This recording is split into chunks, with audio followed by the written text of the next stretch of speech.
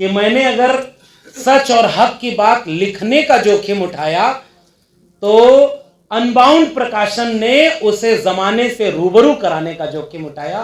मैंने केवल एक जोखिम उठाया है कि अगर सरकारी स्कूल, सरकारी कॉलेज, सरकारी विश्वविद्यालय न होते तो हम जैसे लोग यहां नहीं पहुंचते। तो जिस सीढ़ी से चलकर हम आए हैं, अगर हमारी आंखों के सामने वो सीढ़ी तोड़ी जाएगी तो दर्द हमें होगा। एक प्रोफेसर की डायरी बताएगी कि हां, किसी ने अपना सब कुछ दांव पर लगाकर समाज को बताने की कोशिश की कि अगर बचा सकते हो तो कलम और किताब को बचाना, क्योंकि आज खतरे में कुछ बहुत ज्यादा नहीं है, आज खतरे में यही कलम और किताब है, ताकि आप मानसिक गुलाम हो जाएं। नमस्कार, आप देख रहे हैं 4PM और मैं हूं अभिषेक मिश्रा। मेरे लहजे में जी हजूर नहीं था, इसके सिवा मेरा कोई कसूर नहीं था। प्रोफेसर लक्ष्मण यादव, दिल्ली यूनिवर्सिटी के प्रोफेसर रहे लक्ष्मण यादव इसी के सशक्त उदाहरण हैं। दिल्ली यूनिवर्सिटी से उनको निकाला गया और उसके बाद प्रोफेसर लक्ष्मण यादव की एक डायरी पूरे देश में चर्चा में। प्रोफेसर की डायरी के नाम से लक्ष्मण यादव की जो किताब है वो पूरे देश में चर्चा में है। कई राज हैं और इस किताब में इस बात का भी जिक्र है कि सच को सच कहने की कीमत क्या चुकानी पड़ती है। सही को सही कहना कितनी हिम्मत का काम है और गलत को गलत कहना कितनी हिम्मत का काम है। लक्ष्मण यादव इसके उदाहरण भी हैं और लक्ष्मण यादव की जो किताब है प्रोफेसर की डायरी, उसका भी जिक्र है। प्रोफेसर लक्ष्मण यादव आज पटना में थे और प्रोफेसर की डायरी के बहाने शिक्षा व्यवस्था का आलोचनात्मक विश्लेषण का कार्यक्रम रखा गया था, जिसमें लक्ष्मण यादव के अलावा कई दिग्गज जुटे। आलोक मेहता बिहार के पूर्व शिक्षा मंत्री, आरजेडी के कद्दावर नेता वो जुटे। सीपीआई एमएल के राष्ट्रीय महासचिव दीपांकर भट्टाचार्य, पूर्व राज्यसभा सांसद अली अनवर और इस किताब के जो प्रकाशक हैं वो जुटे और तमाम लोग इस कार्यक्रम में शामिल हुए। बड़े बड़े राजनीतिक जगत से बड़े बड़े दिग्गज शामिल हुए। डॉक्टर लक्ष्मण यादव ने क्या कहा है, हम चाहते हैं कि अब आगे बिना किसी भूमिका के आपको सुने किस तरह से उन्होंने अपनी डायरी का हर राज खोला है। कहना था वो इस किताब के तकरीबन 150 पन्नों में मैं कह चुका हूं। आज का दिन उन पन्नों में लिखी हुई इबारत, कलम और किताब को बचाने की चिंता, और इस मकसद के लिए आज मेरा सुनने का दिन है कि आज इस किताब के बहाने कलम के भविष्य पर इतनी शानदार परिचर्चा आयोजित की गई है। सबसे पहले शुक्रिया पटना बिहार के आप तमाम बुद्धिजीवी लोग, सामाजिक कार्यकर्ता, अलग अलग आसपास के कई जिलों से आए हुए आप सभी सम्मानित लोगों का इस कार्यक्रम, इस किताब के लिए ये जो प्रेम है, इसका शुक्रिया तो अदा नहीं किया जा सकता, एक औपचारिकता ही बस निभा रहा हूं। सम्मानित मंच और इस मंच पर जो लोग बैठे हुए हैं, चाहे वो आदरणीय उदय नारायण चौधरी जी हों, जिनकी एक वैचारिक, सामाजिक, सांस्कृतिक और राजनीतिक भूमिका से एक लंबा रिश्ता हम लोगों का रहा है, चाहे आदरणीय कॉमरेड दीपांकर भट्टाचार्य जी हों, जिनके एक लंबे अनुभव का, संघर्षों का, विचार का हमारा एक साथ है,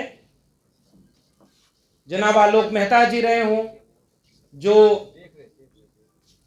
अकादमिक परिसरों से निकलते हुए उन संघर्षों को आज भी जारी रखे हुए हैं, जनाब अली अनवर अंसारी साहब हैं, जिनसे पहली मुलाकात तब हुई थी जब वो राज्यसभा के सांसद थे, लेकिन आज भी वो रिश्ता इसलिए कायम है क्योंकि उससे पहले वो हमारे लिए एक लेखक हैं, चिंतक हैं, विचारक हैं, और उस नाते आज इस मंच पर आप सभी लोग हैं, मेरे लिए ये बहुत फक्र की बात है।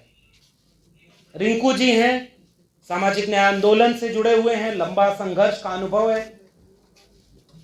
आदरणीय उषा जी हैं, साहित्यकार हैं, लेखिका हैं, हमारे मित्र और बिहार में अध्यापक, professor, assistant professor Dinesh Pal ji, आप सबका एक औपचारिक स्वागत करता हूं और शुक्रिया अदा करता हूं कि इस किताब के कार्यक्रम में आप सब शिरकत किए। तो बहुत ज़्यादा वक्त न लगा करके, क्योंकि मैंने पहले ही कहा कि आज का दिन मेरे लिए इतना ही बहुत है कि पटना में इस सभागार में भी बहुत सारे लोग ऐसे हैं कि अगर आप मुझसे मेरे दिल की बात कहेंगे तो मैं चाहूंगा कि उनमें से बहुत सारे लोग मंच पर होते और हम उन्हें भी सुनते।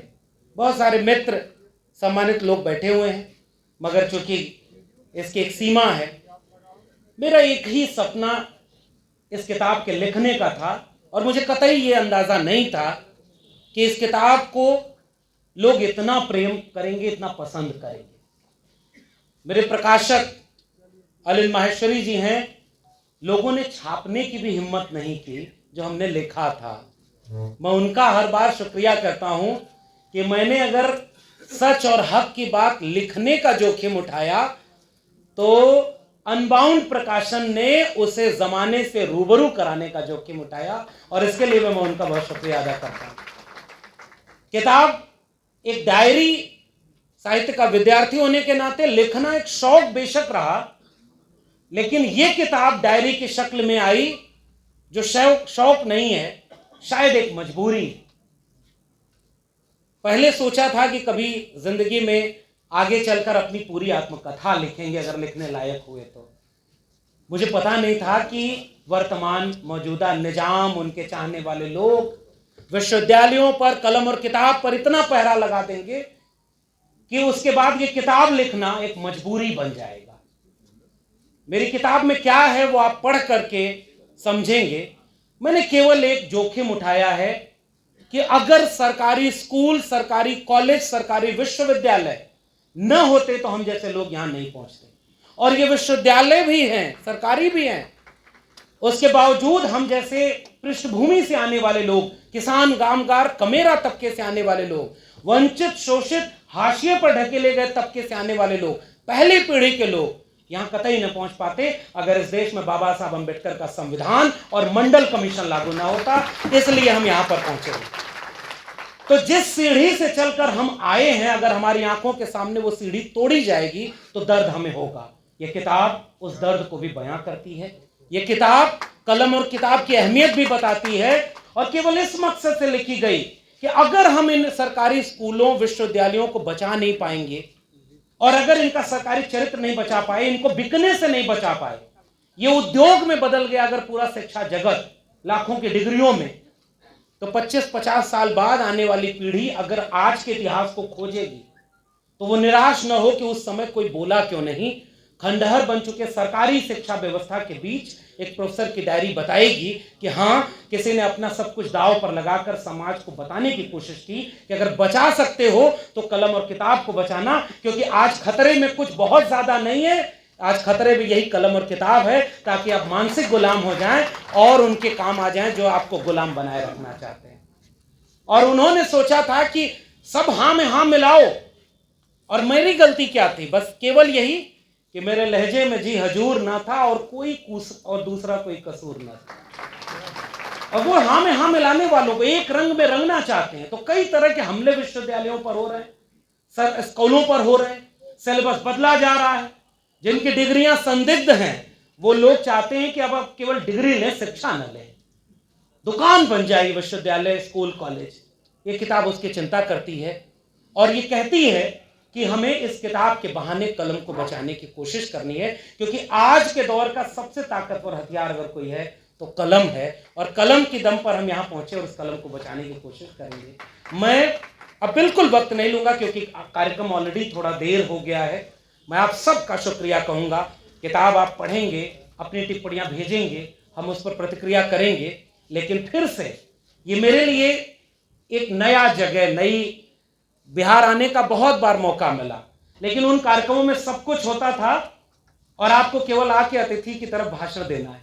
लेकिन मेरे तमाम चाहने वाले लोग, चाहे वो अरुण नारायण जी हों, गौतम जी हों, तमाम लोग जिन्होंने इस कार्यक्रम को साकार किया है, बहुत मेहनत की, उनका भी शुक्रिया करना चाहता हूं कि लगा ही नहीं कि यहां हम मेहमान बन के आए हैं, लगा कि ये तो विचारधारा का रिश्ता है और इतना शानदार कार्यक्रम आपने आयोजित किया है। बहुत शुक्रिया, बिल्कुल वक्त नहीं लूंगा और आप सबका बहुत धन्यवाद और बाकी हम वक्ताओं को सुनेंगे। बहुत बहुत धन्यवाद।